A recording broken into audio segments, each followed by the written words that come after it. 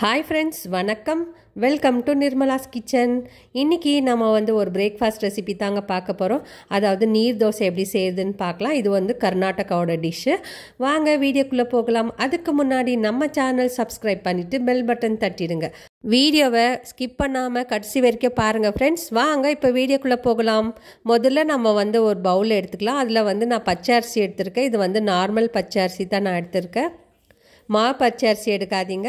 இதுக்கு நார்மல் பச்சை அரிசி இருந்தால் போதும். நான் ஒரு கப் அளவுக்கு எடுத்திருக்கேன். அதை பாத்திரத்தில் சேர்த்துட்டு நம்ம ஒரு 3-4 முறை தண்ணி ஊற்றி நல்லா கழுவி எடுத்துன்னு வந்துடலாம். இதை நான் நைட்டு ஒரு 10 மணி அளவுக்கு நான் அரிசியை ஊற வைக்கிறேன். இது காலையில் பிரேக்ஃபாஸ்ட் பண்ணுறதுக்கு ஆண்டி நான் நைட்டே ஊற வச்சிடுறேன். இது ஒரு 8 மணி நேரம் நல்லா ஊறணும். இப்போ பாருங்கள், நான் அரிசி கழுவி எடுத்துன்னு வந்துட்டேன். இதில் நல்லா தண்ணி ஊற்றிட்டு நம்ம நைட் ஓவர் நைட் விட்டுட்டு அதுக்கப்புறம் காலையில் நம்ம நைஸாக அரைச்சிக்க போகிறோம்.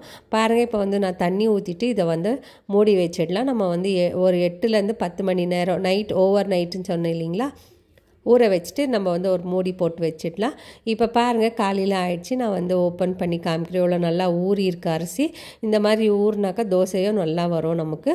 இப்போ இந்த தண்ணி கொட்டிட்டு நம்ம ஒரு மிக்ஸி ஜார் எடுத்துக்கலாம். அதில் இந்த ஊறின அரிசியை நம்ம சேர்த்துக்கலாம். சேர்த்துட்டு ஒரு 1/4 கப் அளவுக்கு நம்ம தேங்காய் சேர்த்துக்கலாம். தேங்காய் துருவியனா சேர்த்துக்கலாம், இல்லை கட் பண்ணியனா சேர்த்துக்கலாம். நம்ம இந்த நீர் தோசைக்கு தேங்காய் சேர்த்து தான் நம்ம அரைச்சிட்டு நம்ம தோசை செய்வோம்.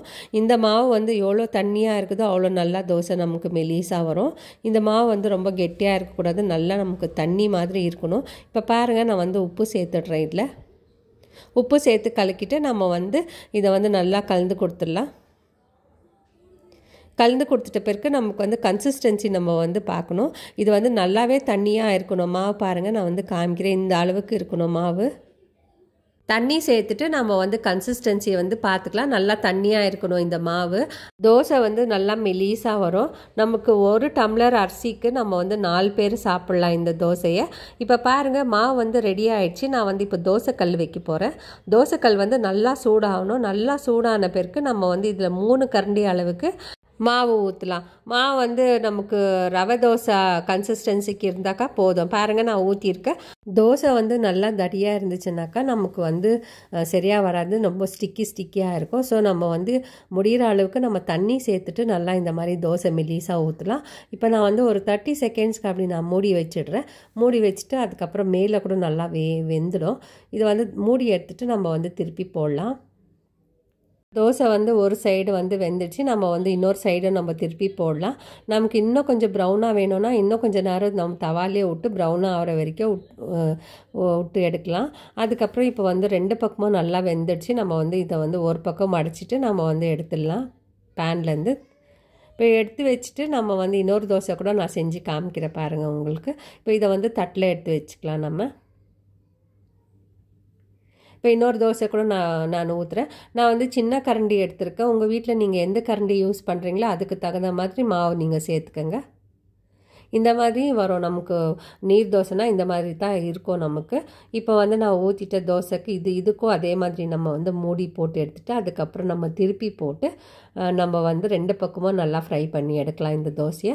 அதே அளவுக்கு தோசை நல்லா டேஸ்ட்டாக இருக்கும். இதுக்கு தொட்டுக்கிறதுக்கு காம்பினேஷன் சட்னி வச்சுக்கலாம், இல்லைனாக்கா நம்ம இது மட்டன் குழம்பு இல்லைனா சிக்கன் குழம்பு இதுக்கு வச்சுக்கலாம். ஃபிஷ் கறி ரொம்ப நல்லாயிருக்கும். முடிச்சுட்டு நான் ஒரு பாத்திரம் எடுத்திருக்கேன். இந்த பாத்திரத்து மேலே நம்ம தோசை செஞ்சு போட்டோம்னா ஒன்றுக்கு ஒன்று ஒட்டாது.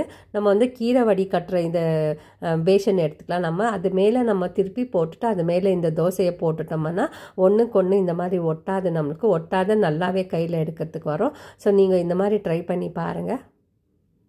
இப்போ தோசை ஒன்றுக்கு ஒன்று ஒட்டிக்கும்.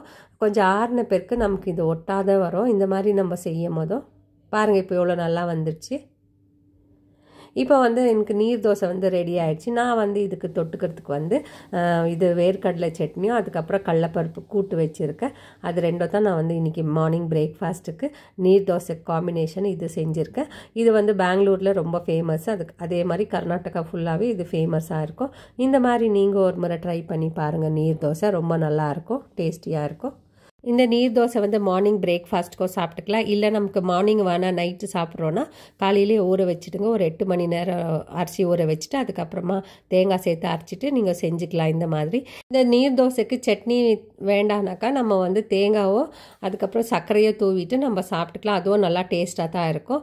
ஸோ இந்த வீடியோ உங்களுக்கு பிடிச்சிருந்துச்சுன்னா லைக் பண்ணுங்கள், ஷேர் பண்ணுங்கள், சப்ஸ்கிரைப் பண்ணுங்கள். தேங்க்யூ, பாய்.